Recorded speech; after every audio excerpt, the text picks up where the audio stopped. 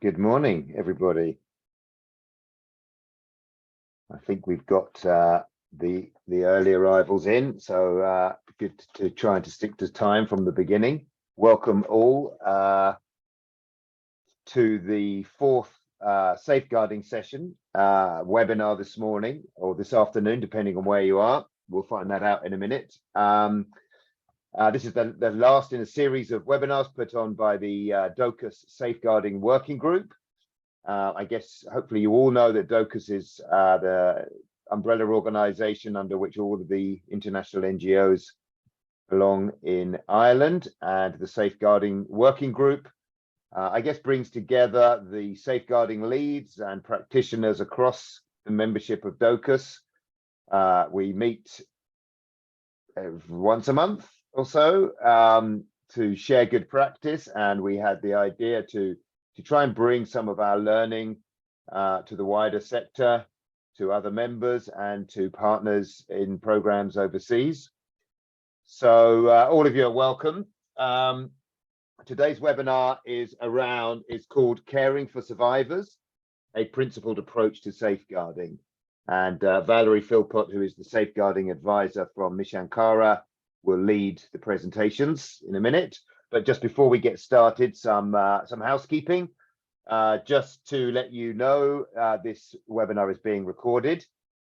And in relation to that, and especially when we're talking about this subject around survivors, to just bear in mind confidentiality of information. Bring your stories, bring the examples, but just bear that in mind when talking. Also, just to feel free to put questions in the chat at any time. There will be plenary discussions and questions at the end of each part of the session this morning. And please keep yourself on mute when you're not talking.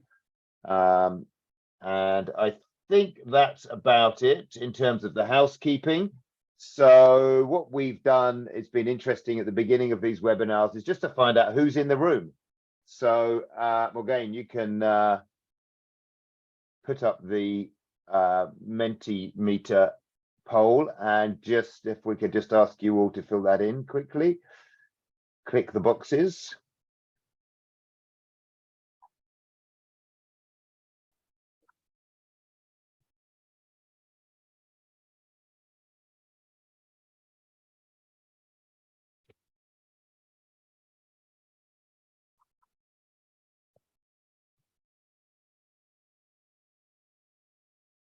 Okay. I'm not sure, has everybody done there? Yes, there we go. Lots of international NGO people by the looks of things. Almost half of people in their head offices in Ireland and those outside of Ireland.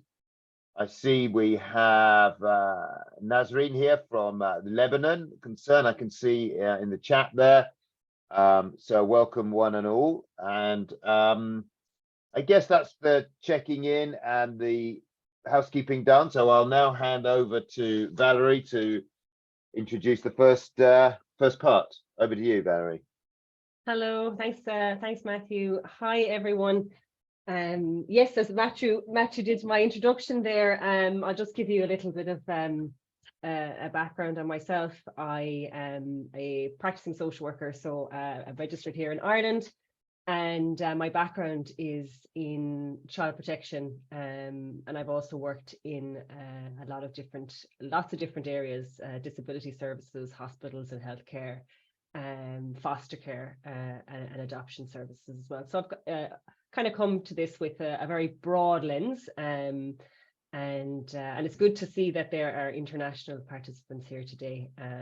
I think that they always bring, I think particularly for a topic like survivor-centered approaches, I think that piece around who we are, where we come from, is really fundamental, because there's a huge aspect, and we'll come to this in a little while, just around who we are and our value base, our beliefs, our attitudes, and how that can influence how we act in our approaches to managing and case managing with survivors.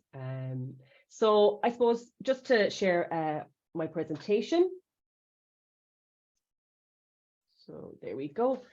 So look, the objective today is really to explore some of the key concepts around the survivor-centered approach, strengthening organizational culture and reporting, and incorporating a survivor-centered approach to case management. And I suppose just to kind of disclaim at this point that you could spend, and there is a lot of training out there on the survivor-centered approach, and you could spend weeks really doing a deeper dive into various aspects of the survivor-centered approach. But today, really, we're just going to, in some ways, do a bit of a whistle-stop tour, just to kind of create awareness.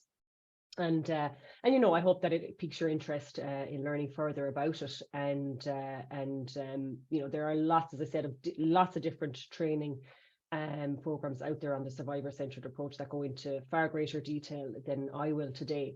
But it's great to see that there is an interest in learning about taking a survivor-centered approach.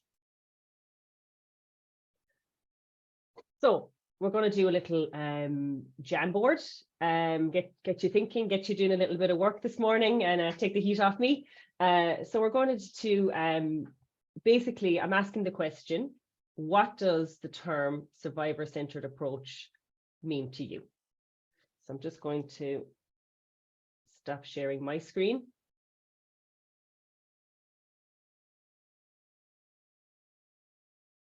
Hi everyone, so I added the link to the Jamboard in the chat. So if you click that link, it'll take you to a screen that looks like this. Over on the left-hand side, click the little sticky note icon, choose your color if you have a preference, and then add in your note by typing into it, and then saving it when you want to add it. Then move it around the board if you'd like, and you can see we've already got a couple to start with here on the board for you if you'd like. And you can double click on them and then add your note there. So feel free. Brilliant. Thanks very much for engaging with the Jamboard, everyone. If you have any questions about using it, feel free to add them in the chat and I'll see them as Valerie is discussing the topic. And we're straight out the gate here, so I'm going to put one in myself.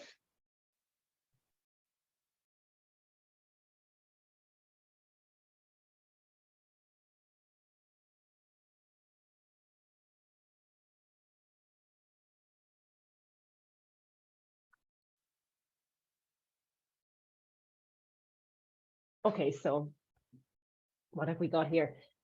So putting survivor best interests and wishes at the heart of the response. Yeah, absolutely.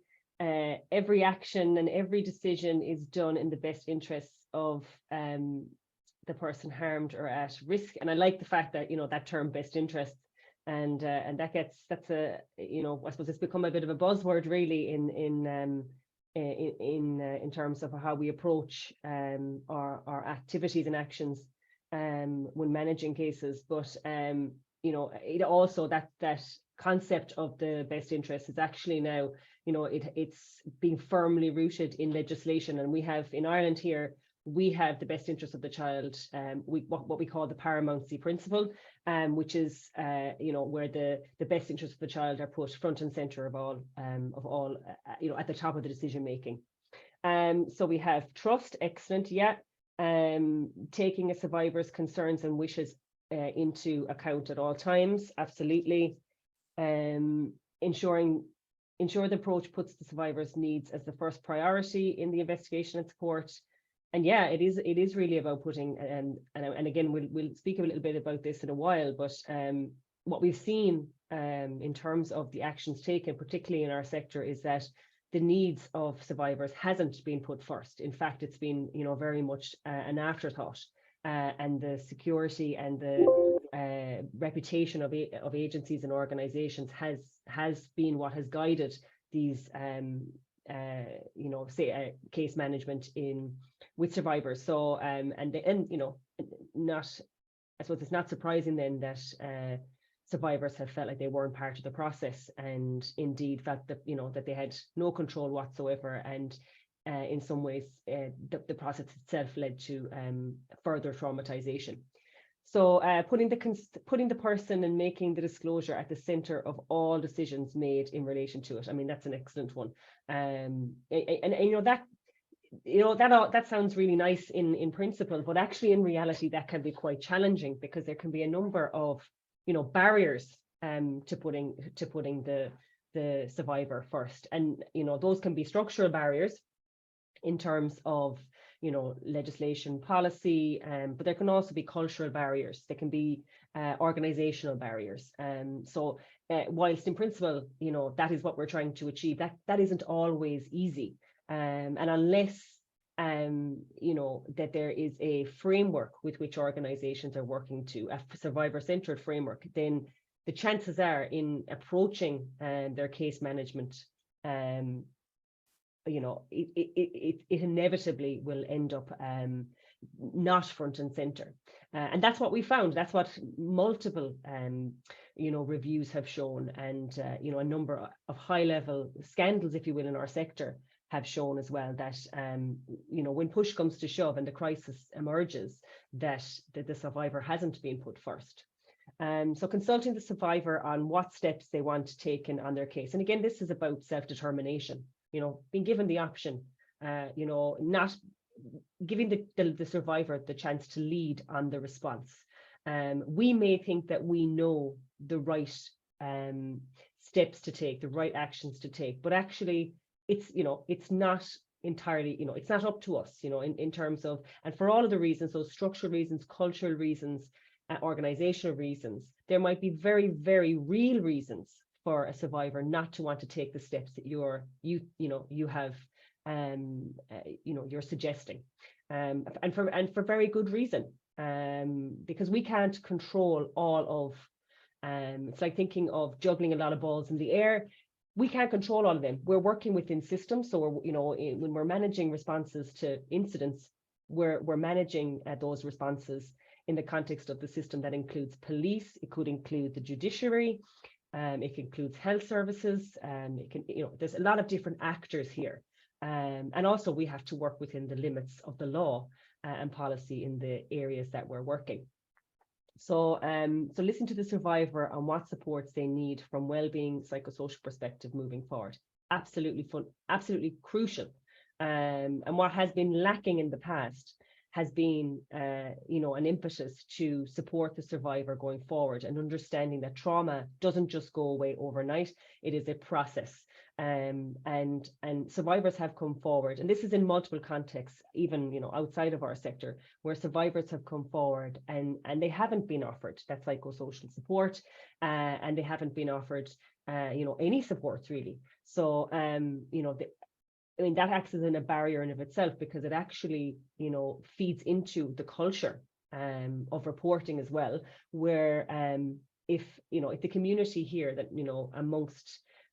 amongst them, that somebody has made a report and nothing has been actioned, then of course, or nothing has been provided, and in fact really it has just exacerbated the stigma associated, then it's not going to strengthen a community's response either, and indeed individuals are going to be far less likely to come forward. And look, that's the world over. The statistics for reporting in general, particularly around sexual abuse, sexual assault, are minusculely low in comparison to the actual occurrence of them. So yeah, you just it's just, we have to be mindful of the fact that we have to put the survivor front and center. Okay, so I think I've done them all. Confidentiality, absolutely fundamental. And the principle of need to know. If you don't need to know, then why should you know?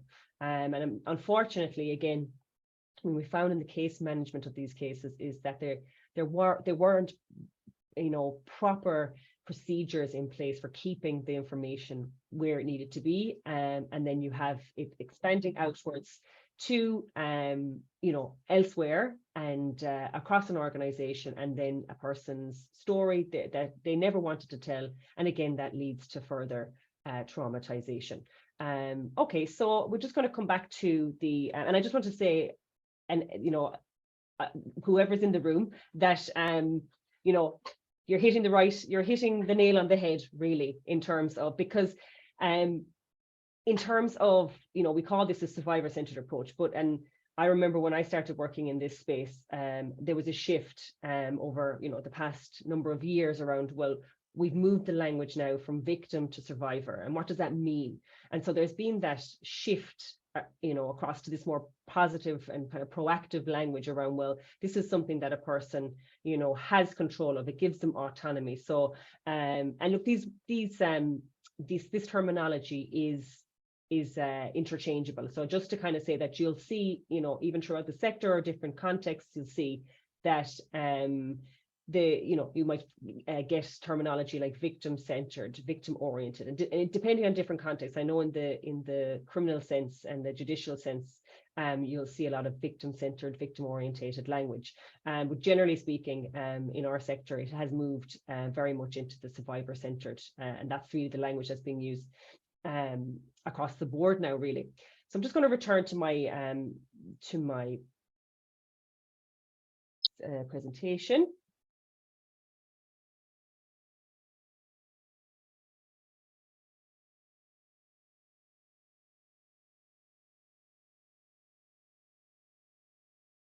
Okay, so and this is just really to kind of, I suppose, recap and kind of really hone in on some of the really key aspects and facets of a survivor-centered approach. So a survivor-centered approach seeks to empower survivors by prioritizing their rights, safety, well-being, needs, and wishes. And we've that's been mentioned in the Jamboard. A survivor-centered approach aims to put the rights of each survivor at the forefront of all actions and ensure that each survivor is treated with dignity and respect. And organizations must ensure that each survivor is treated with dignity. So a survivor-centered approach aims to put the rights of each survivor at the forefront of all actions and ensure that each survivor is treated with dignity and respect, and organizations must ensure that survivors have access to appropriate and good quality services. And look, this hasn't always happened in the past, and there's been a lot of I suppose, protection of the reputation of organizations, so that has been put front and center. The rights, dignity, and respect just have not been prioritized. So by putting the survivor at the center of the process, such an approach promotes their recovery, reduces the risk of further harm, and reinforces their agency and their self-determination. So, and look, again, it's about giving the survivor the option, putting them front and center in their approach, in your approach, sorry. So practicing a survivor-centered approach means establishing a relationship with the survivor that promotes their emotional and physical safety, builds trust, and helps them to restore some control over their life. And look, in a situation where a person has been abused, exploited, or harassed, they can very much feel like they have no agency. That trust has been completely and utterly eroded, and that they haven't been able to feel like they have any autonomy in the process. So, and just to come to promoting empowerment, which is a fundamental tenet of and principle of the survivor-centered approach, is each person has equal rights to care, support, and protection, is different and unique, will react differently, has different strengths, capacities, resources, and needs, and has rights appropriate to their age and circumstances to decide who should know about what would happen to them and what should happen next. Now, just I suppose to caveat that and say that, in terms of looking at your response to children from a survivor-centered approach, and I'm not going to distinguish too much on that today, but just to say that obviously our approach to working with children is fundamentally different to working with adults, and that there is, one has to be mindful around, their parents or guardians being part of that process, and ensuring that the parents and the family also feel like that they have been heard in the approach. So we're going to do another little exercise here on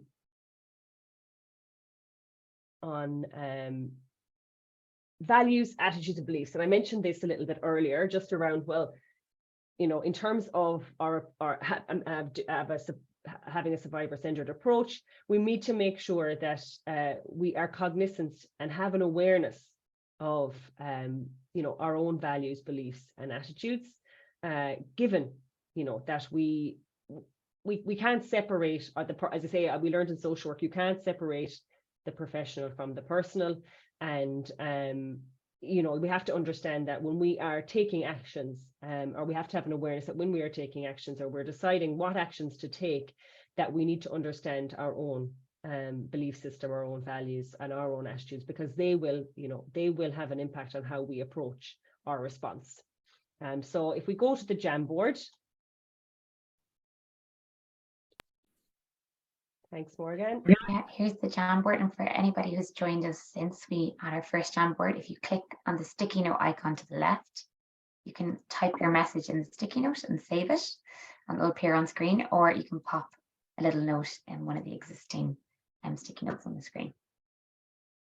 Okay, so really what I'd like people to do here is, and this is really just to kind of test our own values, attitudes, beliefs around myths and what the myths are versus the reality. So it's just really what I'd like you to do is not to think too much about what the statements. I just want you to kind of straight away kind of just take the statement. So the first one is, she provoked the sexual assault because of her sexy dress.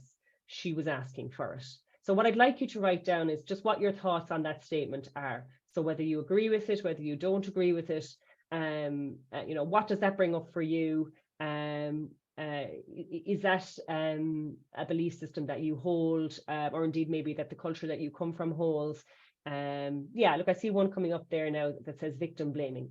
Exactly, that's a perfect example of that. And so yeah, not survivor-centered, exactly. And we've an example here in Ireland that was in our court system and a few years ago now, but and it basically where when the survivor was being cross-examined, they were basically told that they had asked for it because of the type of underwear that they were wearing.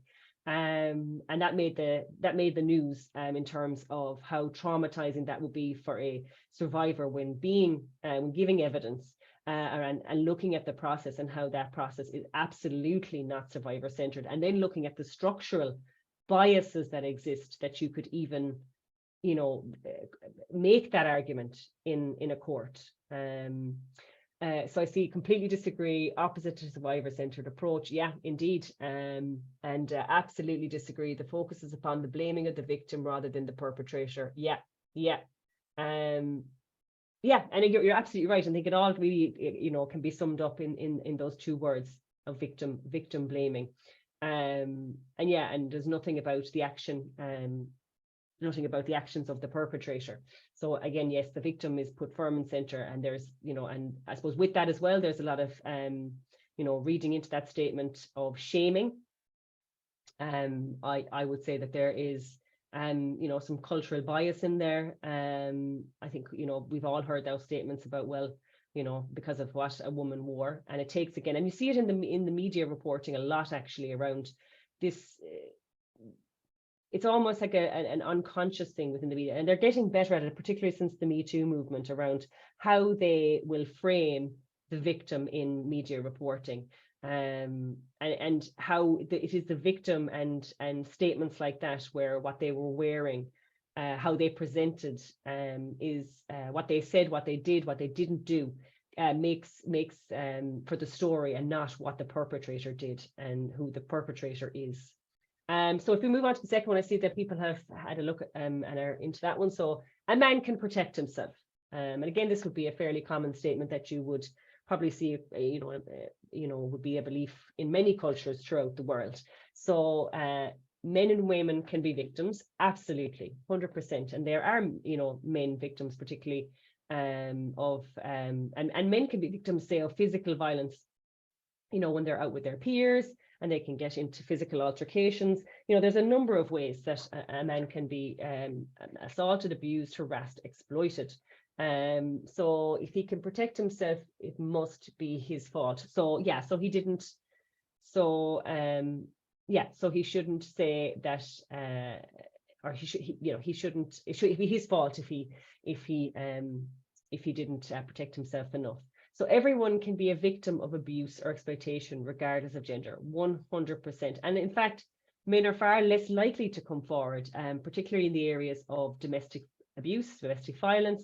They're far less likely to report because of some of that stigma and some of that shaming, some of that around, well, you know, why didn't he just, you know, protect himself? Why didn't, you know, he's physically bigger than his partner, so why didn't he, you know, wasn't he able to protect himself? That doesn't make sense to me.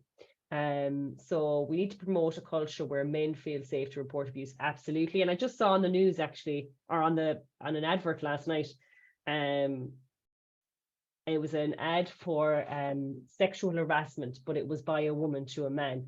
Now I have to say I cringed at the advertisement. I think they could have done it so much better and nuanced it so much more, because, you know, I didn't think it really spoke to the reality of situations like that. But nonetheless, there was an emphasis on it's not just women, which I think is a good message to get across, even if I thought the messaging, you know, could have been conveyed in a stronger way and a more relevant way.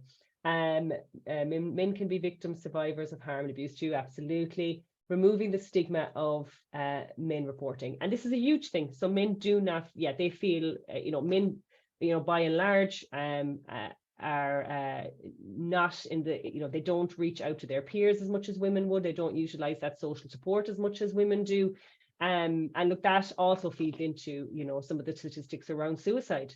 That you know, the biggest killer of men, 17 to 25.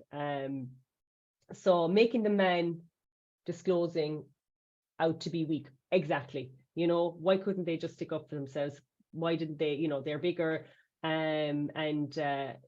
indeed, I mean, in the case of sexual harassment, but sure, you know, why would you not like want a woman to be coming onto you? Like, you know, absolutely skewed view of reality, really. But this and look, I suppose we have to acknowledge that we view the lens, we view abuse, harassment, exploitation through two different lenses when it comes to men and women. And look, there's a lot of different approaches with which you can analyze that.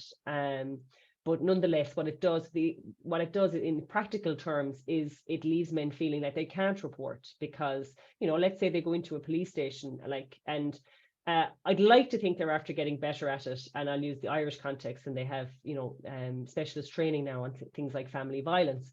But, you know, and not in the not too distant past, you also would have had the same situation for women reporting in police stations where, you know, questions like, you know, if they walked in, if a girl walked in to come back to the previous point about, you know, clothes that were deemed to be provocative, then they would have gotten a less than or dismissive comment or gendered comment from the police person.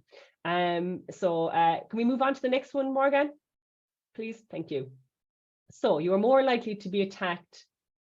Okay, that should be attacked, not attached. Apologies. You are more likely to be attacked by a stranger than someone you know. And people often lie about abuse, exploitation, harassment to get attention or seek revenge. I'll be interested to hear what you say, in particular about the second one. I read an interesting statistic yesterday. My goodness, my alarm is going off one moment.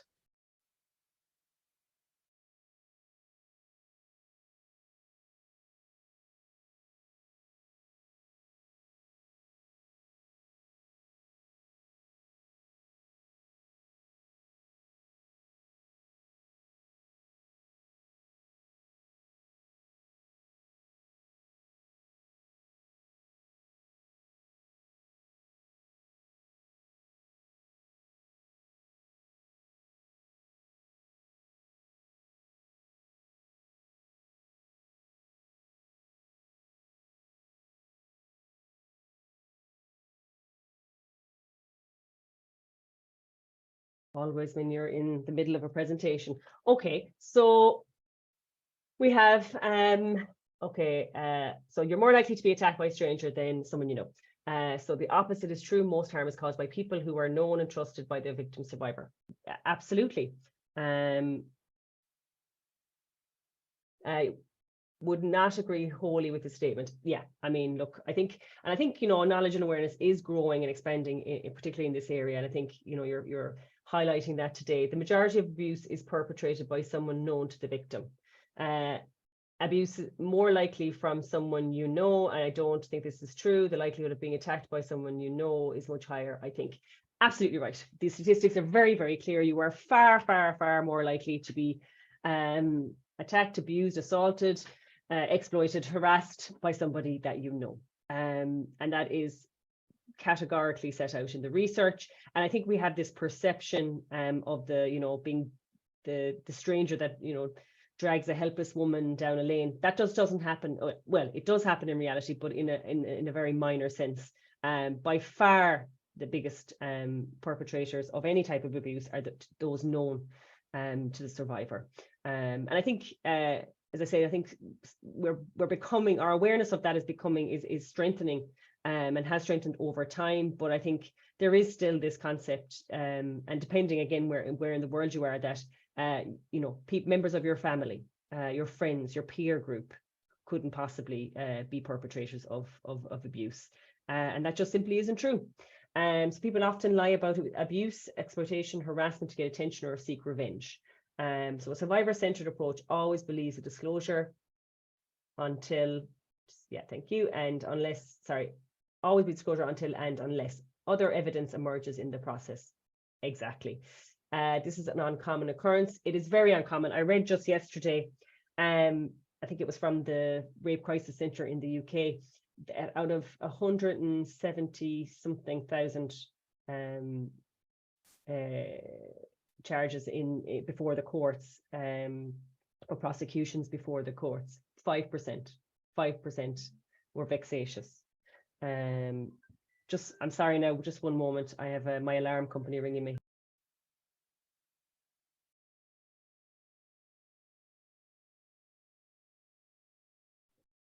Let me step in there. Good to see the comments coming in still. I wonder if there are any questions that anybody wants to put in the chat around these things that they're not putting on the boards here.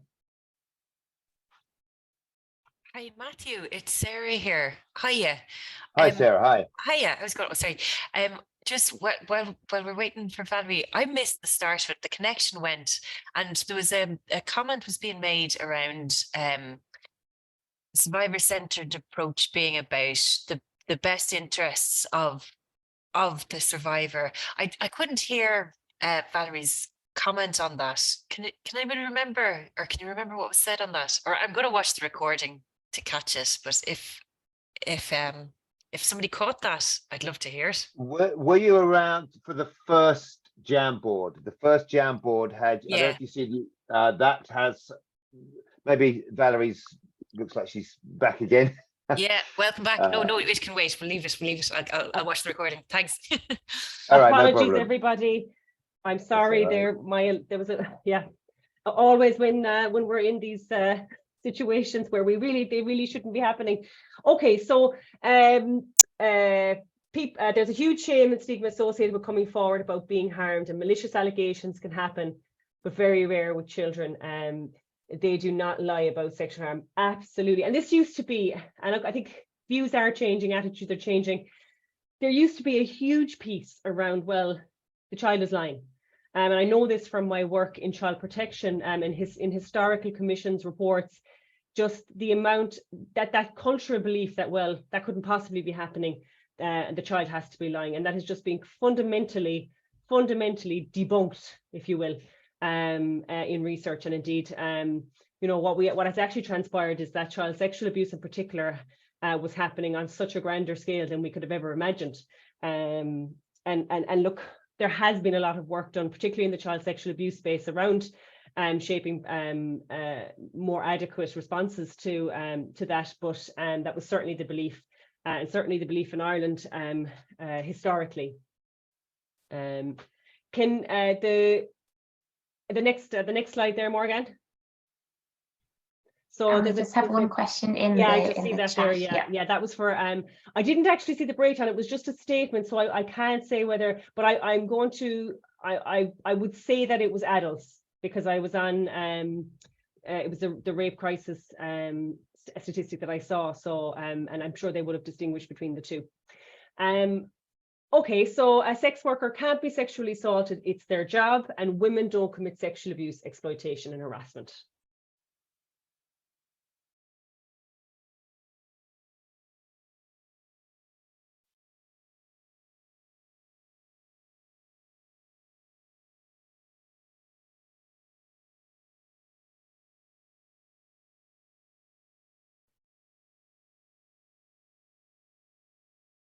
Yeah, absolutely.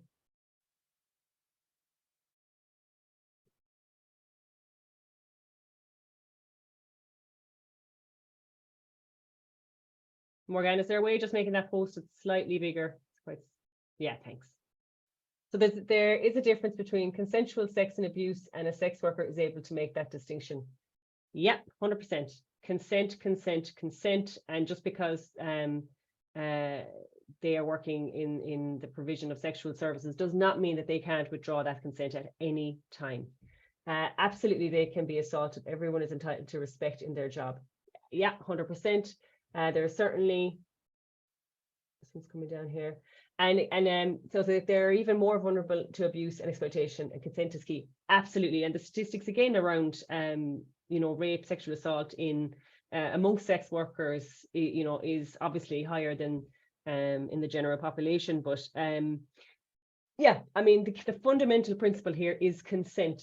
You know, and this is, you know, I do a bit of work with schools around, or I did a bit of work with schools around their sexual health and sexuality training, and what, you know, what I was finding was that this concept of consent, you know, trying to teach that to young people is just being missed, you know, or was being missed. I think they're, you know, they're starting to really kind of put it front and center now, but trying to, I suppose, teach consent to young people so that they understand that at any time, at any point, you know, you give consent 1 minute, you can take consent away the next second, is a very fundamental principle.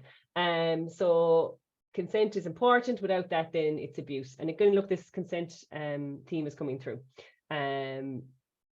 So different views on sex work. In the aid sector, it's hard to call a refugee in a camp selling sex. There's huge power differences, and it is a form of sexual exploitation. And look, yes, I mean, look, our sector has been absolutely, you know, there's no shortage, unfortunately, of situations and stories and scandals that have come out in terms of the exploitation of beneficiaries and participants, and indeed the local communities in which we serve.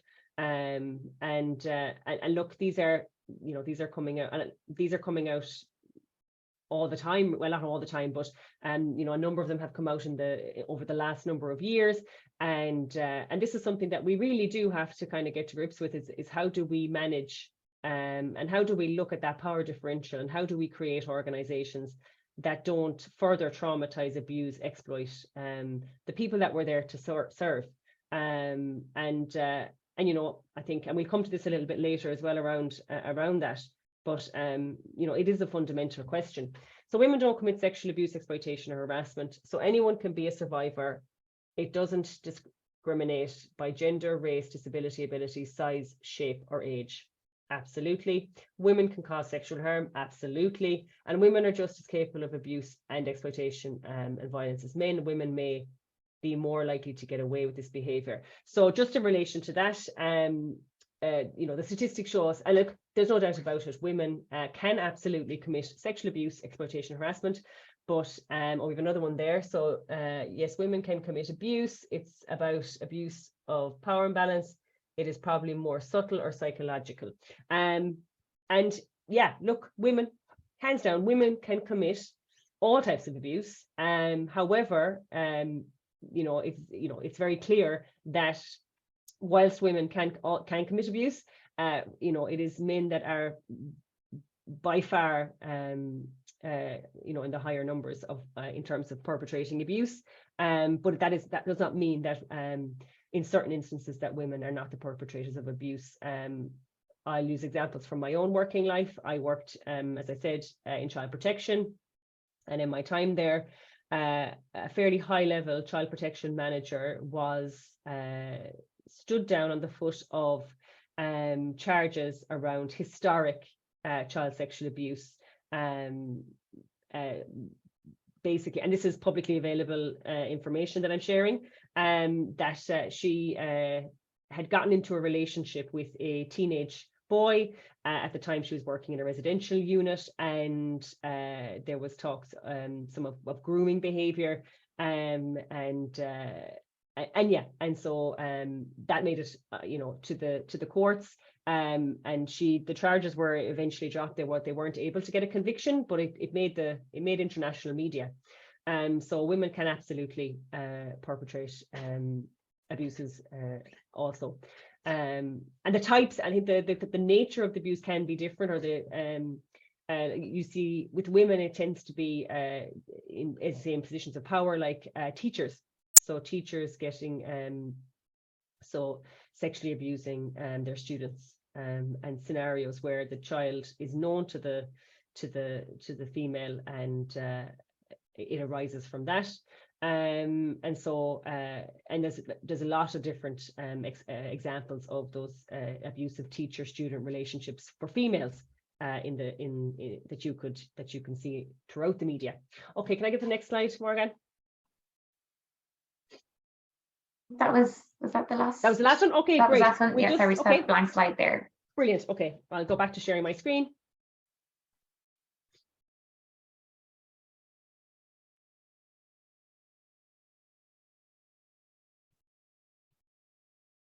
Okay, so just to kind of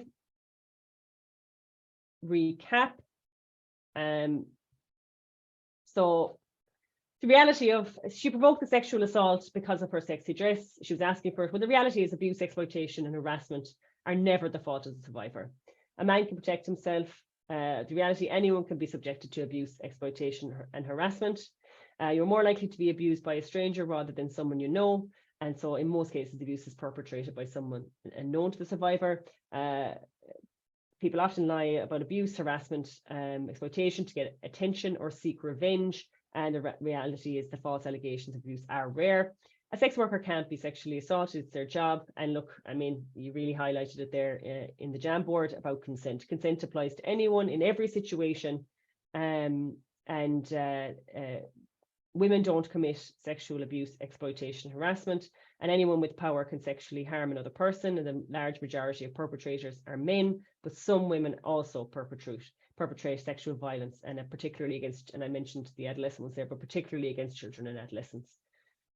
Okay, so looking at values, attitudes, and beliefs. So we must acknowledge the possibility that information can be withheld or distorted by interpretation because of our attitudes and beliefs. And look, I mean, it's clear from the Jamboard that we're all sort of singing off the same hymn sheet. But if we were to take that Jamboard, you know, maybe into a different context, perhaps we wouldn't get the same commentary. And the belief would be that, you know, that she was asking for it, or that women don't commit sexual abuse. So it's good to see that we're all singing off the same hymn sheet and we're all on the same page, but that isn't always the case.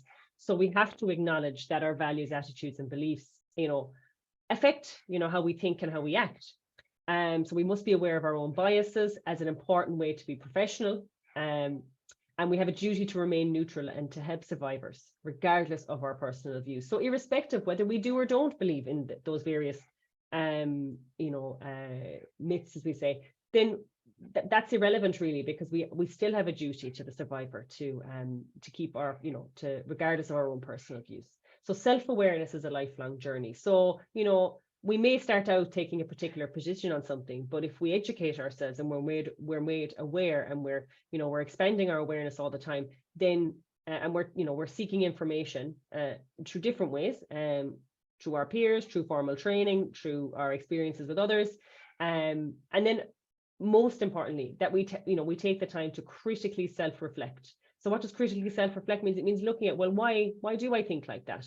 what are the influences around my life that would make me come to that conclusion? So to really think, well, you know, and how am I bringing that belief system into my work? It is important to have an awareness of our values as they inform our beliefs and attitudes in relation to everything. And again, that just speaks to what I was saying already. And we need to understand that values underpin beliefs and beliefs underpin behavior, and how we are with others, and how we and others behave is a reflection of our beliefs and values. So like in those, you know, moments where, as I say, that you know, woman goes to report, or that man goes to report to the police station, you know, if we have a police person that is acting, you know, that fundamentally believes that, you know, if a woman is wearing a short dress, that she is asking for it, and, you know, upon hearing her disclosure, throws his eyes to heaven and just dismisses her, then that is a process of re-traumatization. And if we are not aware of our own biases and our own beliefs, then we could be that person that we might not even know that we're, you know, throwing our eyes to heaven, or our body language is expressing what we're thinking. We need to understand, if one or more characteristics of the survivor makes it difficult for us to maintain an impartial position, we should consider standing aside.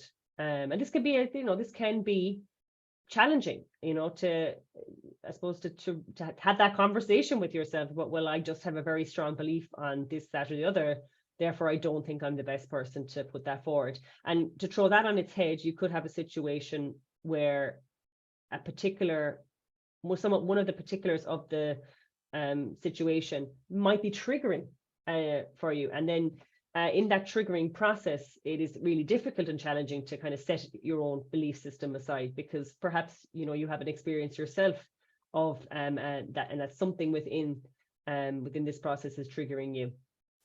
Making our values and beliefs explicit is one of the first steps in cultural change, because talking about them helps us to begin to make them a reality in our workplace. And, you know, this is fundamental, really, is how our organizations showing employees and their personnel their values, you know, the values you know, that underpin a survivor-centered approach. Because if the culture within an organization is, you know, and the staff are thinking, well, if I report something, then my boss, if I report sexual harassment by my boss, then I'm just going to get in trouble, I'm not going to get access to that promotion, and I'm going to be sidelined, then I am not going to be reporting. It's really as simple as that. And so organizations really need to look at how are they living their values, how are they presenting them, and how is the culture of an organization, and what the organization has to do to strengthen its culture.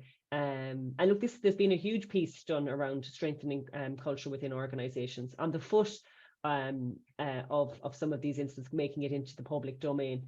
And so, you know, organizations really need to do a deep dive in understanding, well, how are we perpetuating a poor culture, and how are we you know, strengthening our culture, or how are we indeed maintaining a really strong culture, because it's an active or proactive process you know, within organizations. So if we look at the different influences, so like, we don't exist in a bubble, none of us do. We all exist in lots of different systems. We have you know, our family system, we have society, we have our culture, and we look at some of these influences here. So look, we look at the context that we kind of, you know, we interact with. So that if we look at the legal context, and the influence being, well, what is the law saying, for example, about the age of consent and marriage, what is society saying? So what the commonly held view is in this social situation that we live in, including norms, how our culture views things, so the cultural view. And this is a huge one, because a lot of the work that I do in safeguarding is actually around how do we, you know, shape that cultural piece, and that there are no short-term wins for the cultural piece. You know, this is very slow and steady work, and there are no awards, you know, and the investment isn't seen.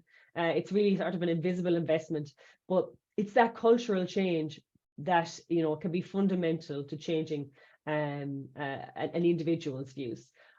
Religious, so obviously Valerie, sorry to question across you. There's a little message being shown on your screen. Your battery's running low, so just and then it's, I think you need to close it because it's being shared over the presentation slides. Okay, there we go. Thanks so much, Valerie.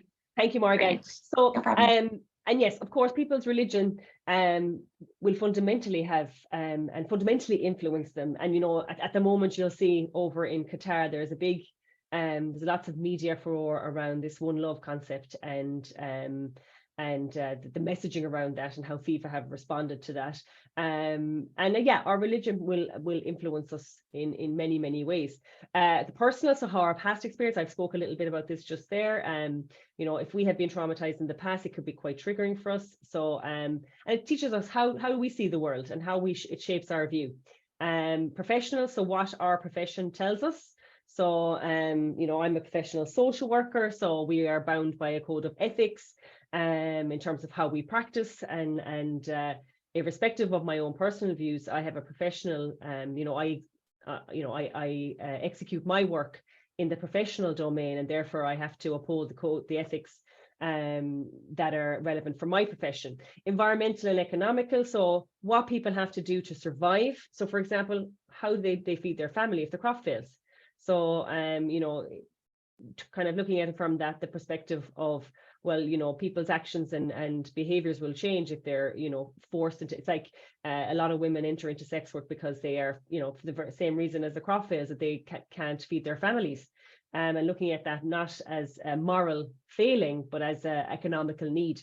And institutional, so what the culture of the organization or institution is. And again, this is a fundamental piece, because we as individual practitioners can be trying our very best to you know, implement a survivor-centered approach. But if the institutions that we work in and the organizations that we work in don't support that, then we're really pushing the rock up the hill. So leaders have to be on board. Needs to, you know, we need to have that buy-in from the very bottom right up to the very top. Yeah, and so because if we don't have that leadership buy-in, then they're not resourcing us to do our work, and it becomes a barrier. Okay, so if we look at the guiding principles of the survivor-centered approach, we have 4 here: safety, confidentiality, dignity and self-determination, and non-discrimination. And throughout those Jamboards, you know, you can see a lot of those principles coming through in your responses. So safety. So why is safety important? So survivors may be at risk of further violence, sexual or otherwise, from perpetrators, people protecting perpetrators, and members of their own family.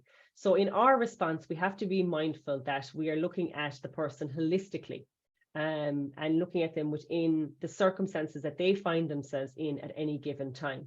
So is our response or our actions going to in some way, you know, affect this?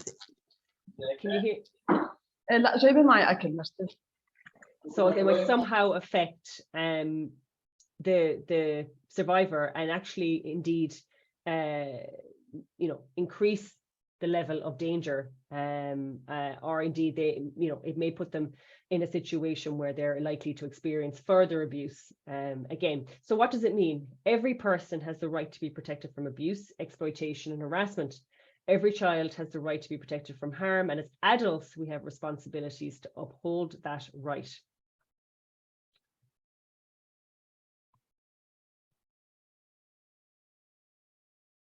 So the concept of safety includes physical safety and security, as well as psychological and emotional safety. So, you know, we can refer a survivor to a counselling service, or, you know, we can manage it in-house. But as I said, like this concept of physical safety, you need to think of, well, is our approach, and also we've got to be careful in terms of leading the survivor. You know, we are not the experts of their lives. It's, you know, they are, you know, the process should be self-determining. So we should be enabling them to, you know, to create, or sorry, we should be enabling them to be able to move forward in a way that supports them, doesn't risk their safety, doesn't in any way, you know, increase the level of trauma to them. And we have to be very careful to listen to what it is a survivor needs. And we can be very quick to kind of put the process in place. So for example, okay, so you're reporting a sexual assault or a rape. Well, we need to take you to the police and support you to report to the police so that a criminal investigation can be initiated. But what we might actually be doing is putting that person in a situation of harm, because, you know, depending on the context, because in that particular context, the police are not safe parties, and the survivor may indeed actually end up enduring further abuse. So confidentiality, an absolutely fundamental principle of the survivor-centered approach, and we haven't been great at it. You know, situations like this, you know, the office chats, the gossip, you know, when somebody comes forward to report, you know, to report on an assault, to report on harassment, to report on exploitation, and then it goes all around the office or it goes all around the community, then that further traumatizes a person. And so we have to embed confidentiality firmly in our approach. So why is it important? It's confidentially promotes the safety, trust, dignity, and empowerment. And these are all, again, some of the buzzwords we talked about earlier, which are fundamental to the survivor-centered approach. So people have the right to choose to whom they will or will not tell their story. Breaching confidentiality inappropriately can push the survivor and others at risk of further harm, and I'll explain that. And if service providers do not respect confidentiality, others will be discouraged from coming forward for help. I mean, that stands to reason. You know, if somebody has experienced one of the most traumatizing events of their life, but they know that will, you know, that they won't be supported, and that you know, they've heard through the community or whatever channel, the organizational channel, about other people who have come forward and the outcomes of that, you know, they're not, it's a barrier. They're not going to want to report, and they're not going to report. What does it mean? Confidentially means not disclosing any information at any time to any party without the informed consent of the person concerned. So, for example, in my organization, in Misean Cara, the only two people that have access to incident reports are myself and the CEO, and that's it. We don't discuss it in any forum. The only two people in the organization talking about the specifics of an incident will be myself and the CEO. And then, if in terms of initiating our response, we will take it to our safeguarding committee. But there's no, you know, there's anonymity is and efforts to maintain confidentiality are completely interwoven into our process. So, you know, it's really about putting the survivor front and center. You know, we don't have team meetings that, you know, where we talk about incidents. It's very firmly kept on what we call a need to know basis. And the reason I need to know is because I'm managing the incident, and the reason the CEO needs to know is because he's managing the organization, and that they're the only two people that need to know. It might be different in different organizations. It could be a bigger response, but or you might have an external party that has to do, is going to do an audit or a safeguarding review for you that needs to know information. But ultimately, there should be a thought out analysis of who needs to know the information. So confidential collection of information during interviews. So the sharing of information only on a need to know basis are in line with laws and policies. This is really, really, really fundamental. And, you know, what I have found in my work, and I work across, I don't know, 50 something countries, is that the laws are great. In most cases, the laws are fantastic, even in some of the most challenging contexts and countries. Now, that's not to say that the implementation of those laws is great, but the laws are pretty strong. So there is a legislative framework there, and one that we must uphold. Storing any information about the survivor security. So that's in terms of the physical storage. You're looking at making sure that they're locked away, and that, you know, it's only, again, it's access is on a need to know basis. And again, the example from my own organization is that it's myself and the CEO only that have access to that filing cabinet with that information in it. And indeed, we have our own database that is password protected, and we only have access. Myself and the CEO only have access to that folder, and any documents that go back and forth are password protected. So it's all these little ways that you can strengthen confidentiality. So obtaining informed consent from the survivor before sharing any information, including in the context of a referral. And that's the key, is that you're bringing the survivor along in the process. And in fact, they should be, you know, they are the guide, really. They, you know, what they say goes. And if they say they don't want to report it to the police, then, you know, that's the position you find yourself in. If they say that they don't want to share information, then that's the position you find yourself in, and you have to work with that. Because ultimately, any further sharing of that information is a re-traumatization for the survivor, and it doesn't align with the principles of a survivor-centered approach. So just to kind of come into more depth about the informed consent. So what is informed consent? So it's a voluntary agreement of an individual who has the legal capacity to give consent. So what does that mean? So that to provide informed consent, the individual must have the capacity and maturity to know about and understand the process and services being offered and be legally able to give consent. And just to bring in about children, and you'll all be familiar with the fact that with the situations of children, it's the parents and the guardians that provide the consent. And why is that? Well, of course, it's because it's not just about, you know, consent, it's about informed consent. And informed consent is where the person is taking the lead. They have the information that they need to make a decision that's right for them as an individual, given all the factors considered. And it's not what we think, it's not what anybody else thinks. It's about, and making sure that the person has the right information to know exactly what they're saying yes to or no to. That's fundamental in a survivor-centered approach. So informed consent. So to ensure consent is informed, organizations must provide the following information to the survivor. All the possible information options available to the person so he or she can make choices. So it might be a situation where you're referring them to counselling services, and you say, okay, we're going to refer you to this counselling service that we've used in the past. It's called Apple Counsel Services. However, you have a cousin that works in Apple Counselling Services. You don't want to go to Apple Counselling Services. You don't want her to know anything about what you're going through. And so rather than sticking to this rigid process, you know, options need to be put on the table. For that reason, because it's about, well, what is the choice of the survivor? And there might be very valid reasons why they're not giving informed consent for particulars, but we need to give them all the information to choose. Inform the person that she may need to share his or her information with others who can provide additional services. And again, that's about, well, are we providing or creating the optimum response for the survivor in line with their needs and wishes? Explain to the person what will happen through the process as you work with him or her. Explain the benefits and risks of services to the person. Explain to the person that she has the right to decline, withdraw, refuse at any time, and explain the limits of confidentiality. And that's a really big one. And I mean, there's you'll see a lot of debates around that kind of limits to confidentiality argument, particularly say for counsellors and those who are, you know, given rather sensitive information, social workers.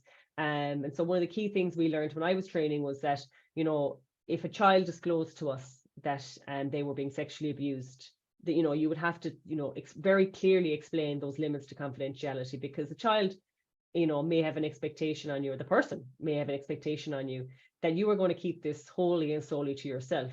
But particularly with children, other things come into play.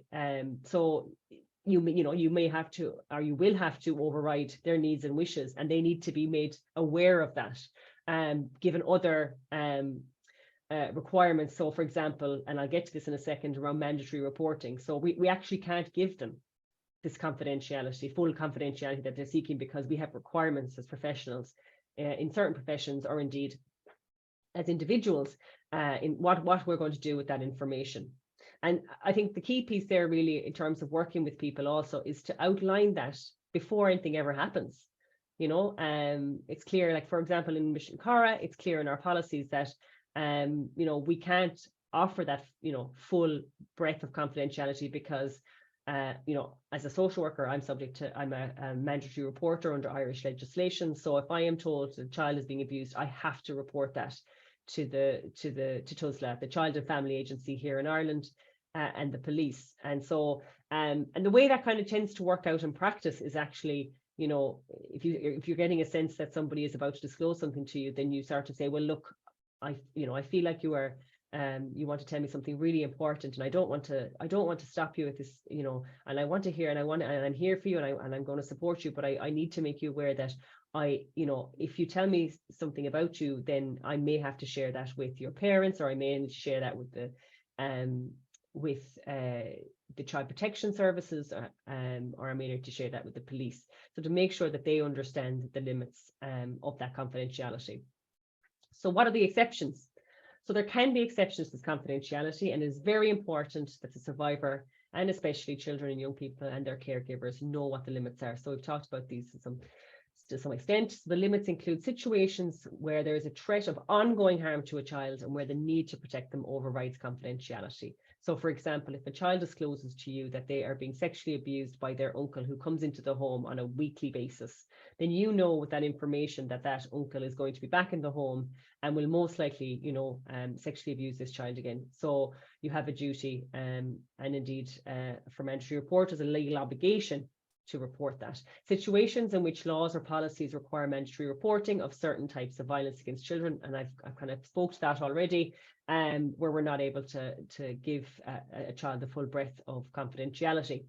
Situations in which a survivor is at risk of harming themselves or others, including threats of suicide.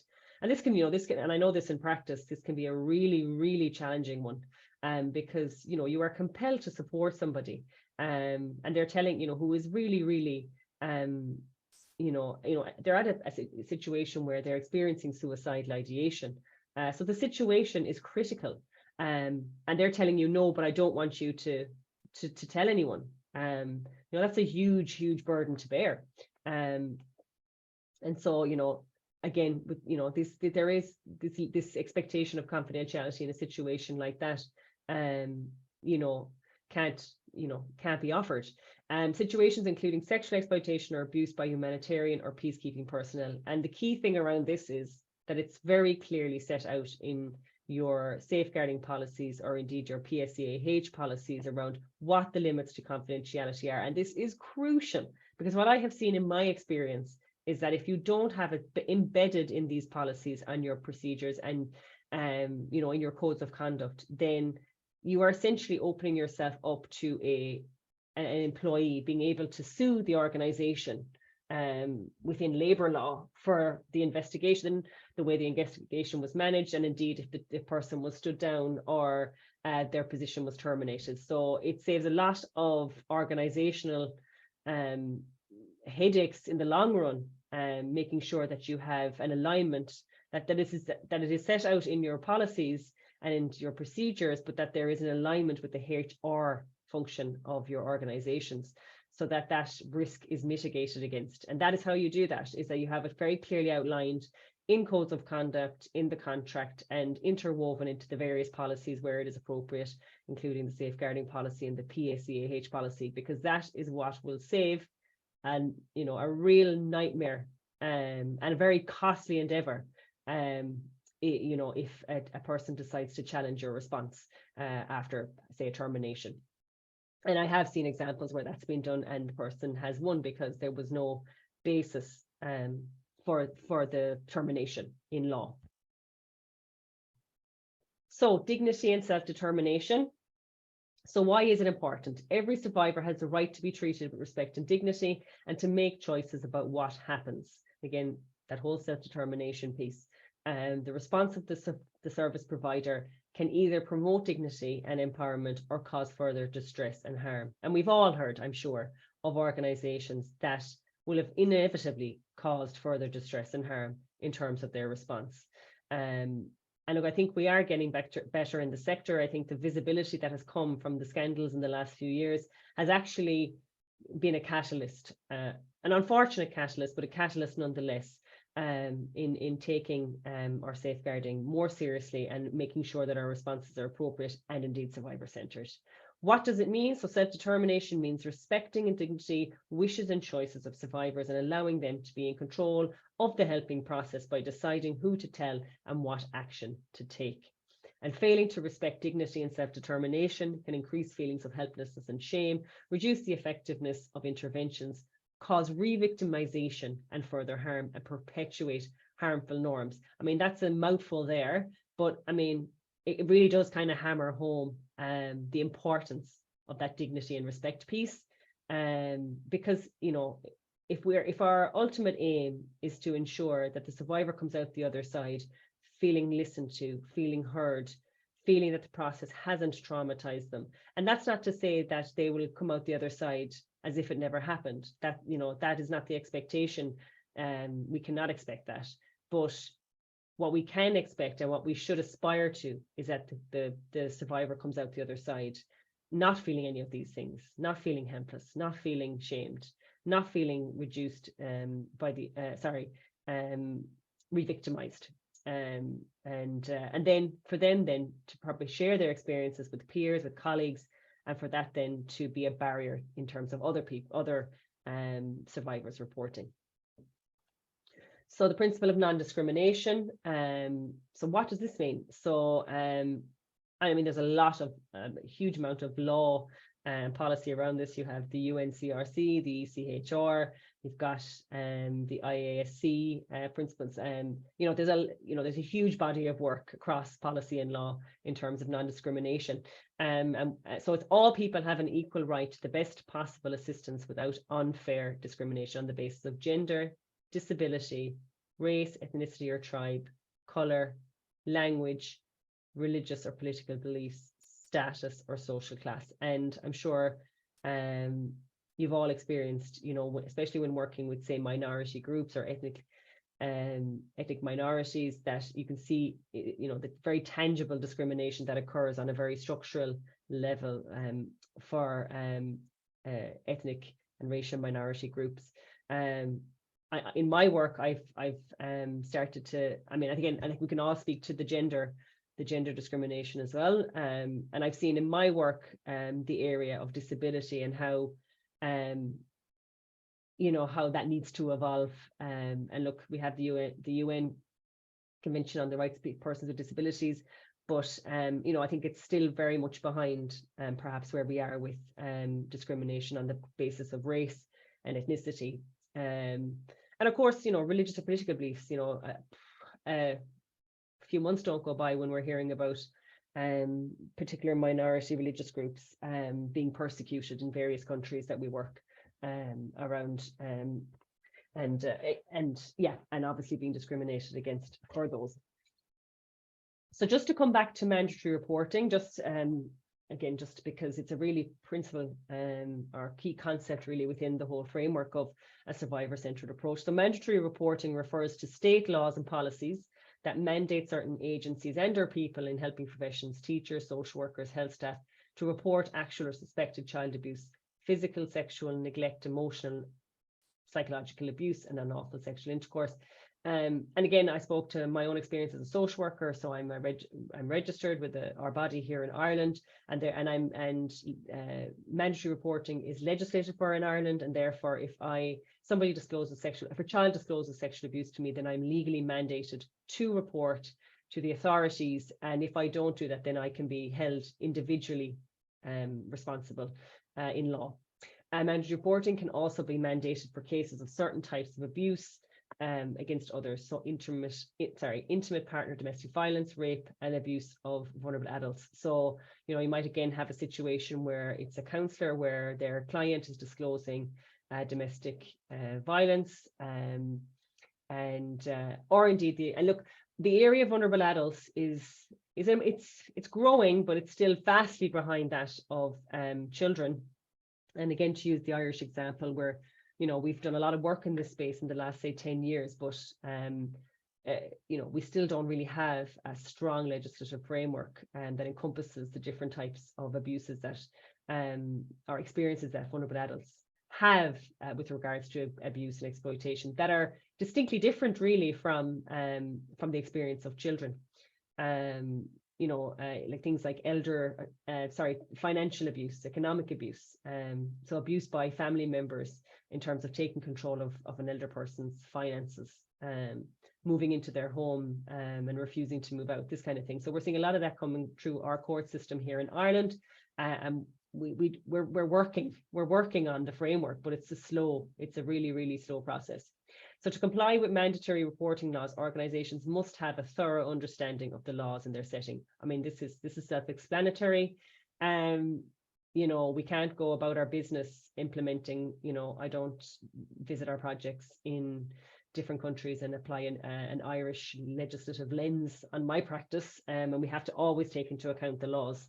And this can be very challenging for, you know, in areas such as where the legal age of consent is 14, and you're trying to, you know, educate and do awareness raising about, well, why things like early child marriage are abusive practices when it is firmly enshrined in culture, you know, usually obviously in patriarchal cultures. So that isn't without its challenges, for sure. So what are the barriers to reporting? And I know we mentioned power imbalances, and power is a huge aspect, a fundamental aspect of abuse. So power imbalances between beneficiaries in the organization. So, you know, we're the holders of the money, or the resources of some kind, and, you know, there is an inherent power imbalance there, and we need to be aware of that. And how do we manage that? And how does leadership put in place, you know, the ways in which to manage that and mitigate against, you know, some of the negative aspects of that? And we've seen the negative aspects being, you know, well, we have staff that are exploiting beneficiaries on the basis that they hold the power because they have the resources. Power relations active within communities. So, you know, where you have people of low power, so and standing, they don't feel like they have a voice within their community. So they're more likely to be exploited and abused because of that lack of power. Lack of awareness and knowledge that abuse, exploitation and harassment is wrong. So different again, if we're using the example of early child marriage, or indeed things like female genital mutilation, you know, not the awareness isn't even there around that cultural practice. And if that awareness isn't there, then, you know, how can we affect change really? So, and indeed, how does the individual themselves understand what has happened to them as an abuse, as a form of exploitation or harassment? And therefore, you know, there's a sort of individual acceptance of some of these actions. So lack of awareness of rights. So, you know, kind of encompassed in it's just the way it is. So people aren't aware of their rights. In a lot of the countries that we work in, they have absolutely no awareness of their rights, and they have no cognizance of how the law applies to their lives, and how they may seek justice, any of those things. And there is an acceptance then that, well, it's always been this way, so it's just the way it is, so we just accept it. And clearly we know that that's, you know, that is not okay, and that is of course going to be a barrier to reporting. Lack of awareness and knowledge of reporting mechanisms, of course, and this is a big one, and this is a big one for our sector. You know, we can't claim that we have a survivor-centered approach if the people that we're working with don't know where to report. And this has been a huge, and having the ways of reporting, you know, there needs to be a multitude of ways of reporting, because there are many barriers to reporting. And so, you know, and I'll speak about this in another slide, but we have to look at the ways, well, how, you know, what mechanisms are we going to provide? How are we going to raise awareness in the communities about the reporting mechanisms? So, you know, you're starting from the ground up. So, you know, first you're sort of, I suppose, instituting an awareness, or developing an awareness of, well, what is abuse? What is this exploitation? What is harassment? And so for individuals to recognize what they are, and then also giving them a pathway in which they can report, so that, you know, trust is not eroded with our organizations when incidences arise. Fear of not being believed or being blamed, retaliation, this happens the world over. The survivors of, particularly around sexual assault, often recount, you know, that they did not want to come forward because they didn't feel that they would be believed. Again, maybe that's because of their lower power and standing in the community. Could be, you know, lots of different circumstances. I know that, you know, in courts, the level of intoxication has been used as an argument in a lot of cases, things like that. So impunity for abusers, nothing will happen anyway. So, and again, this was found in our sector, you know, that when reports were made that nothing happened, But if something did happen, it just meant that the person was moved on. And this has happened time and time again. And so the abusers know that nothing's really going to happen. So it proliferates abuse and exploitation. Fear of social consequences, so being ostracized and rejected. This is a really, really fundamental barrier. And you find that, particularly like in community where there's already a certain level of stigma around, how, say, women behave, or there is, beliefs and attitudes around different, practices, then there's going to be no real way that, say, a woman would come forward if she was to say that her uncle raped her, because she fears being ostracized and rejected by her family and by her community. And the payoff is just, there is no payoff, or the payoff for her is that, it's too great. She's, so that's not an acceptable response, but that is the reality of what, is likely to occur if she comes forward. Fear of losing benefits. So, again, this one has been highlighted in our sector. So, using that power of, aid agencies, development agencies, using that power to withdraw jobs, income, there's a loss of status, and then the withdrawal of aid. And again, heavily reported on in the media around the withdrawal of aid. Personal safety, a fear of retribution, stigmatization or discrimination. And again, if the individual negative effect is deemed too high, then somebody just will not report. So we need to create ways that people feel safe to report and supported in their reporting. And of course, weak organizational culture. If things like abuse, exploitation, and harassment are accepted on a daily basis, in terms of your working environment, then you're far less likely to come forward and report. So how do we overcome the barriers to reporting? By creating safe, accessible, and appropriate reporting. So that means safe and accessible people. So people with sufficient expertise, sufficient autonomy, and sufficient decision-making capacity to be able to affect that change. And the places, so where and how and what, how does this reporting happen? So can they report in person? Can they do it by phone or email? Is it online? And a big one is it anonymous? Are you, is there a mechanism for somebody to report anonymously? At least, perhaps in initial stages that, and maybe because of an organization's response, then they would waive their right to anonymity. But so for example, we have recently, in the last year, we created a direct reporting pathway on our website that people can, anyone can report on. So they've got, they're able to report at the project level. They're able to report to us directly through our website.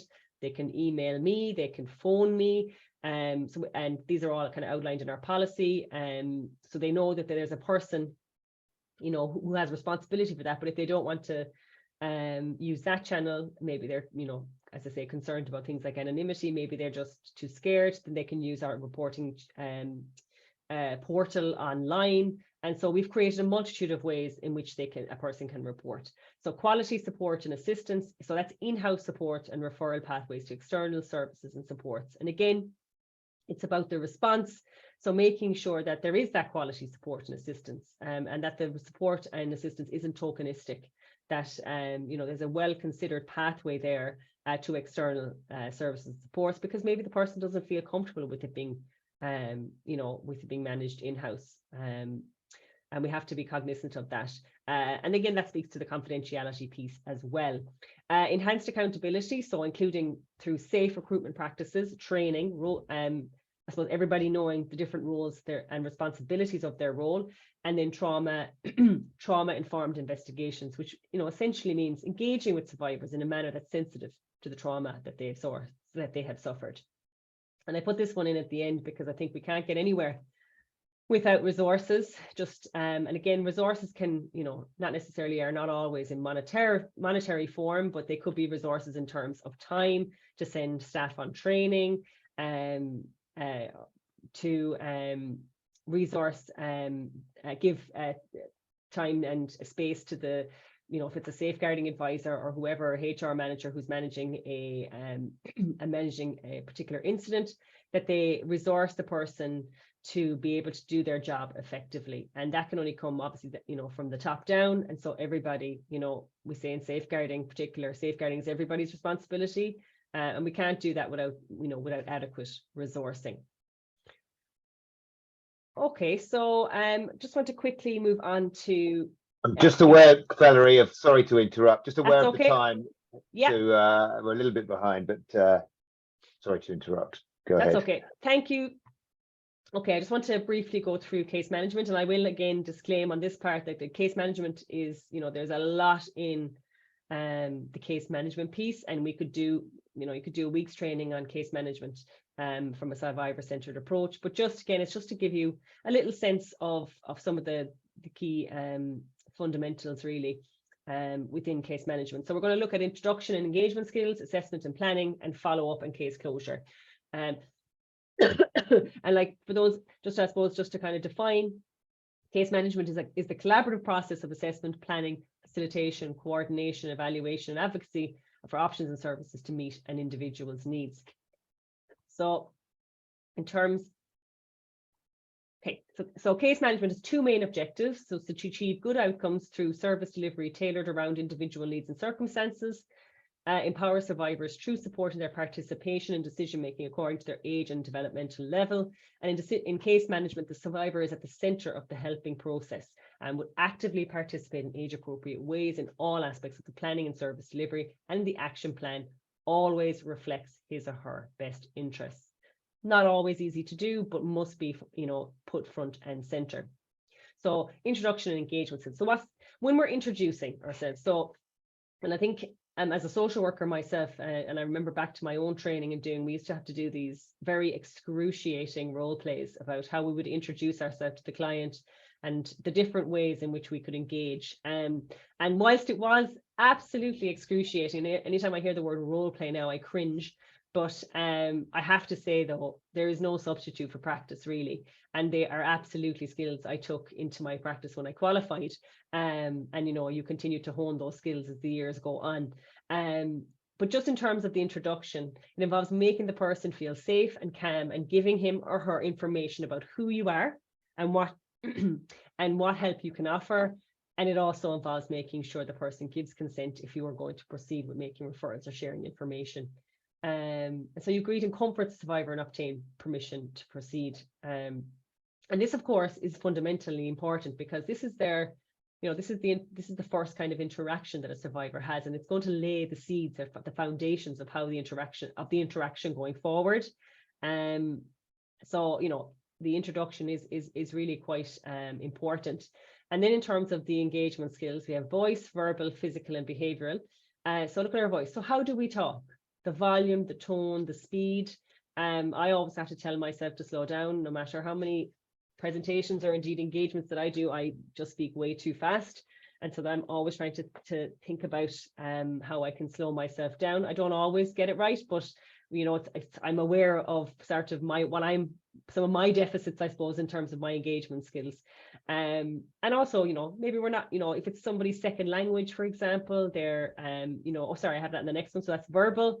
So what we say, the age and context and appropriate language. So, if we're working with someone where English is not their first language, then, we may have to think about, what language we're using and make sure that it is understandable to the person, so that they can fully understand what we're saying. And of course, that's fundamentally important because, again, it's sowing the seeds for the engagement going forward. So the person doesn't understand what you're offering them or what the limits of what you're offering them are, then, maybe they will withdraw and so they won't proceed. Physical, the messages we send with our face and other parts of our body, sometimes called body language. And again, to use the example of the police officer and the woman coming in to report, giving somebody, throwing the eyes to heaven, shrugging the shoulders, looking tense, all of those things we have to be mindful to have a neutral body language when we're dealing with survivors. And then the behavioral messages, so what we do, and what we don't do. So one of the key ones I find that I have had to start to work on myself, I'll throw myself under the bus here, is you'll say to somebody, on the first occasion, all right, well, I'll give you a call there. So later, I'll give you a call there later when I have the details for you. And, life gets in the way, then another case comes on your desk and you don't give the call later. That can really, really impact on trust. So, because this person has decided to disclose, they've taken that leap, and already from the get-go they're being let down by the process. So just to be really mindful of some of the ways in which we can I suppose let them down really from the get-go and not even be aware of it. Assessment and planning. So this is the information gathering stage. So this step involves listening to the survivor and their caregiver in the case of a child to find out what has happened and identifying their needs, problems, and resources. The immediate needs might include the following: the need for safety and protection, particularly if the perpetrator is in the household or nearby, and that is the first consideration. Nothing happens unless you can assure the safety of the child or the vulnerable person, or the person disclosing. Health. Does the survivor need medical examination, treatment, or a forensic examination? Again, fundamental. If somebody is disclosing rape or sexual abuse, then this might be, this will obviously, due to the limits of, evidence, this has to be one of the, primary considerations, so that evidence, the opportunity to collect evidence isn't lost. Emotional and practical needs. How is the survivor feeling and coping if it was a recent incident and they may be distressed or frightened? And again, our own response here is fundamental, because if we can't manage ourselves, then how are we going to be able to make the survivor feel comfortable? Case planning. The step involves giving age-appropriate information to the survivor and to the caregiver in the case of a child, and together planning how to meet needs, solve problems, and make decisions about what will happen next. And the information includes the following: what is going to happen next in cases where there is mandatory reporting? So will you be required to report to the police? Will you be required to report to child protection? What does that legal landscape look like for you? And of course, outlining that from the get-go to the person. Possible consequences of the violence, for example, how he or she might feel, and the strategies to help the survivor cope. And again, that's to be dictated by them, but opening the conversation and kind of going through, well, what is it that they think that they need at this time? Because there might be things that they're not ready for, and they might not be ready to go and access counselling services. Maybe really all they can cope with at the moment is just the interactions with yourself. Information about services and support available. And again, this is taking an external lens, because maybe the survivor isn't comfortable accessing internal supports or services, and so being able to offer them those external services, or indeed working through with them what it is they think they need to move forward.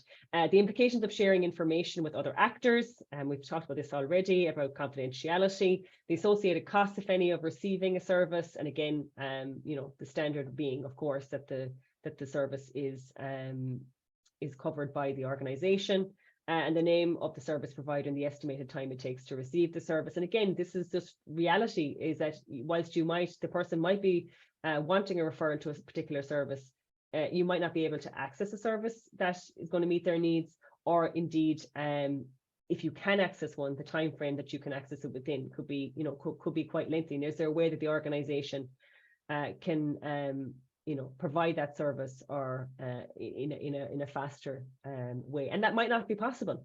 And again, it's about being honest and open with the survivor about what is actually achievable in a particular time frame. And then an overview of the legal process, if relevant. This is really important, because you find that in case management, the legal process is to some extent the most terrifying aspect for the survivor. Nobody has a good perception of what attending court, giving evidence. Nobody has a good perception of that, and that can instill real fear and terror in a survivor's mind. So there may be things you can do around that to allay their fears. So after providing information about available services, caseworkers must help the survivor understand his or her options, and choices, to make informed decisions about what to do. It's not about us saying you should do this and you should do that. It's about saying, there is this and there is that, if you would like to proceed in this way. So follow-up and case closure. So the follow-up is the monitoring of the case, making sure the survivor is safe and getting the help they need, and identifying and addressing barriers or problems. And this again is fundamental. It comes back to what I was saying about, I'll get back to you there next week about this, that, the other. They're waiting. In a lot of instances, they'll be waiting for that call. And that call doesn't come, you're just another person that's let them down. And then that trust is eroded. So it's really fundamental for someone that has experienced trauma that you stick to your word, essentially, and that and you don't, and like some things you won't be able to, you know, be able to do for them, and you're just honest and open about that. And you know, ultimately the end goal is to make someone feel safe and to support them to get the help that they need. And you know, I suppose in some ways you're kind of journeying with them. Is probably a good way to describe that. And then for case closure, well, you're looking at how long outside help is needed, depends on each case. And you know, you could have something completed in, you know, a month, 3 months, a year, depends. And in cases that proceed to court, you're definitely not talking a week, a month. In some cases, you could be talking a number of years. So in cases that proceed to court and prosecution, the survivor may need ongoing support for months or years. In other cases, case closure may take place after a much shorter time. And that's pretty much it from me. So we could probably move to questions. I'll just stop sharing my screen. Thank you, Valerie. God, there's so much to unpack there. There's so much content. It's when you get into the detail of these things, it's fascinating, and it's such a important area for organizations within Children in Crossfire, who I work for.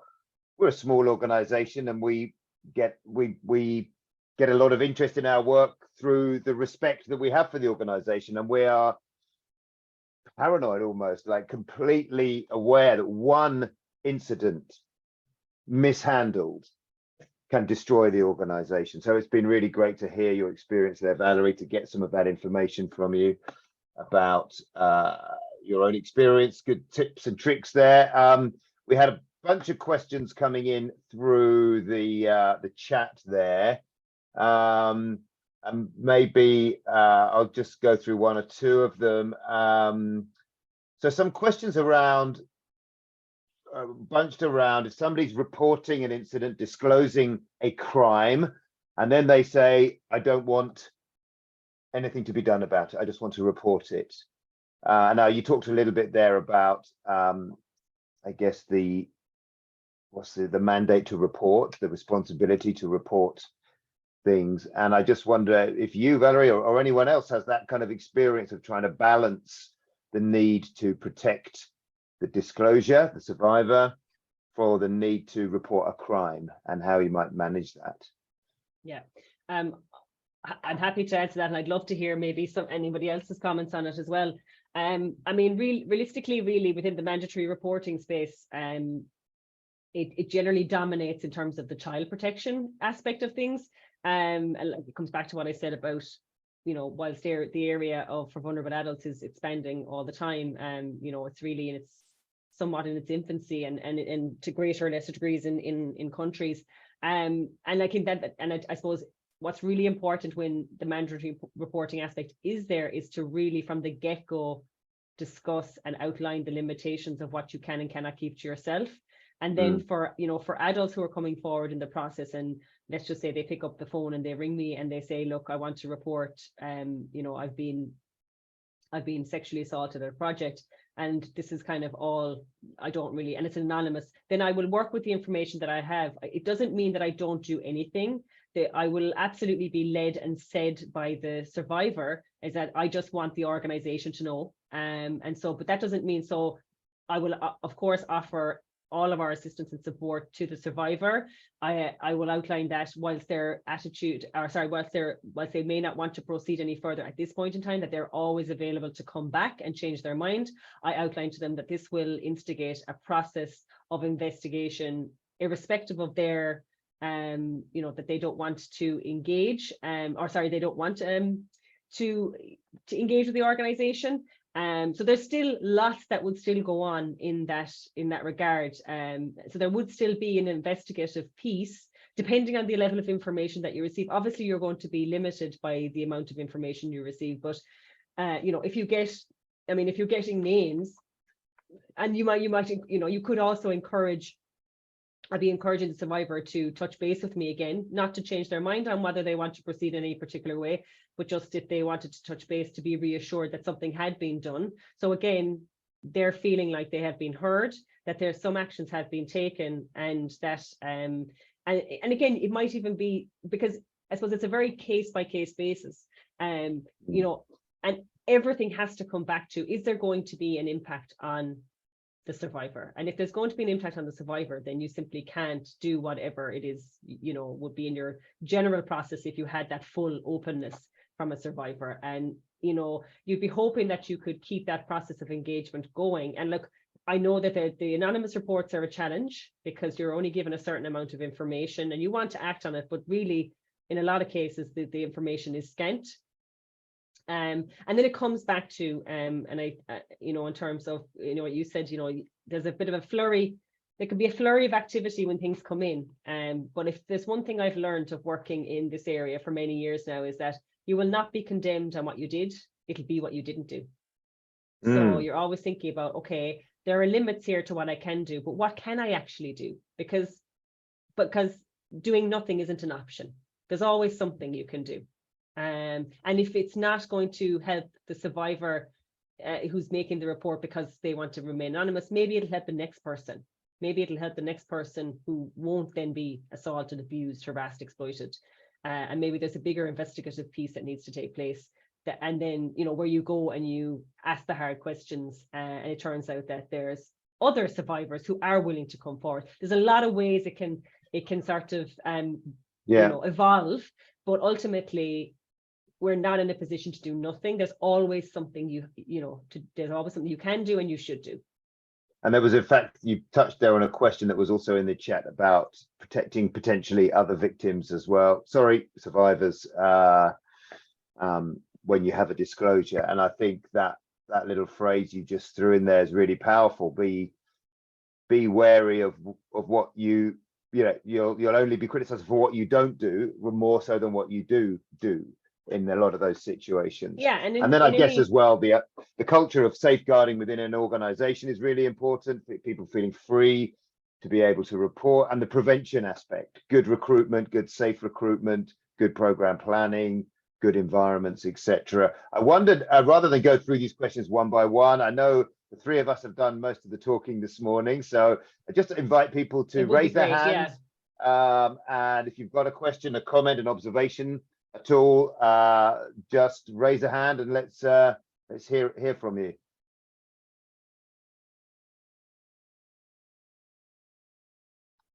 This always happens on webinars. Who's going to be first? Yeah. Who's going to be brave enough to raise a hand? Well, I feel like there's a lot of, from the Jamboards, I could certainly see that there's already some very, you know, there's some knowledge there of this, you know, of this approach. And also in different contexts, I'm aware, again, we had 40% of the people in overseas offices, and challenges that you can face there in especially, which tend to be smaller than head offices. There was something I put up earlier around the challenges that small organizations face. How can you disclose something confidentially in a small organization where everybody knows everybody? And that can be a challenge. Can you be independent? How can you trust? And I think that comes back to the culture piece, Matthew, that's the day-to-day work that you do to instill that and enhance the culture. And so for us in Misean Cara, we, you know, safeguarding is kind of always on the agenda. You know, we have weekly meetings, just general meetings, and you know, I will regularly present at those. So, you know, safeguarding is never far from the minds of our staff. We're a small organization, but I'd be fairly confident saying that they know that if they needed to come forward, and I suppose it's also in the way that when they do come to me as a safeguarding advisor, that I respond to them and I say that, you know, this is obviously, you know, going to be in complete confidentiality. However, if this involves another member of staff, I just need to refer you to the safeguarding policy, where there is a HR aspect that I no longer am involved in, because you are entitled to your confidentiality, the other person and you are entitled to confidentiality from that HR perspective. But if it's to do with a project or a project participant, then you know, they know that when they come to me with certain queries, that you're constantly reaffirming that culture, that I'm here, I'm listening, I'm taking what you're saying seriously. and we put it front and center of all the work that we do. And that's really key, because it's not the kind of, you know, when something happens and you have that kind of, you know, emergency meeting, it's all of those everyday meetings that you have that you drive that culture. But it has to be supported by the leadership. If there's, you know, I couldn't do my job if it wasn't supported and resourced by the leadership. It's as simple as that.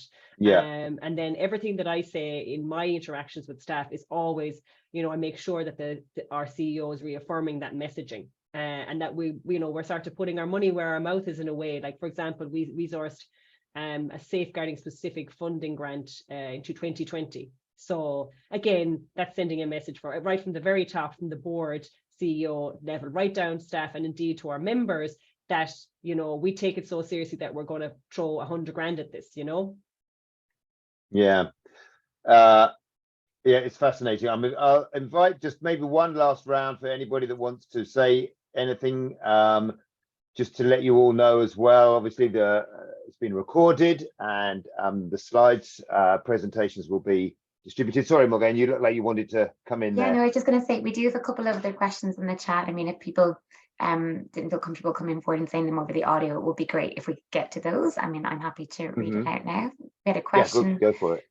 What to do when we see that during the accompaniment of mixed survivors, men and women in the same groups of sociotherapy, VSLA, etc., there is a climate of reserve between each other? So a couple of other questions. I think there's probably a huge cultural piece to that, and again, you know, there, you know, a lot of practice in, you know, in terms of implementing a survivor-centered approach is going to have to be context specific. Like, I recently went to Kenya and Uganda, and I was in a women's prison, and I felt very stupid, I have to say, afterwards. I thought, why did I ask that? Because I said, you know, I can't remember the exact question I asked, but something like, you know, how long are you going to be here, basically? Like, what kind of, and there was just silence. And I was like, why isn't anybody answering me? But nobody really wanted to say, because there was a huge source of shame about, well, you know, by saying how long they were going to be in prison kind of suggested maybe the types of crimes that they had committed. And I just thought, oh, you know, I felt really, really silly afterwards, because I hadn't taken into account, you know, some of that stigma that would inevitably be there. And like, it's really, you know, in terms of working with different groups, you really have to look at the specific context, and in terms of all the factors that I spoke about earlier, you know, and again the barriers, and think of ways that you're going to make those cohorts of people feel comfortable, whether it's separating, because, like, for example, in you know, in the Muslim faith, there's a lot of activities that happen that are female only and male only. And so, you know, they're not going to be comfortable coming together and sharing. So you separate them, you know, because that's what they're used to. And that's, you know, you have to create forums that are, that speak to their norms, you know, their cultural norms, their religious norms. And so you're going to be, you know, and if that, and again, is it going to be a case of this kind of big forum, small forums, group works? There's so many different variables in how you do the case, like the case management piece, I suppose, that but really, and what really helps, I think, in that space is to do an analysis, a contextual analysis, you know, of where you are, and what are going to be the key factors for engaging with a particular community, so much the same way as you do for any type of engagement. Brilliant, thank you. Was there any more there that I'd missed?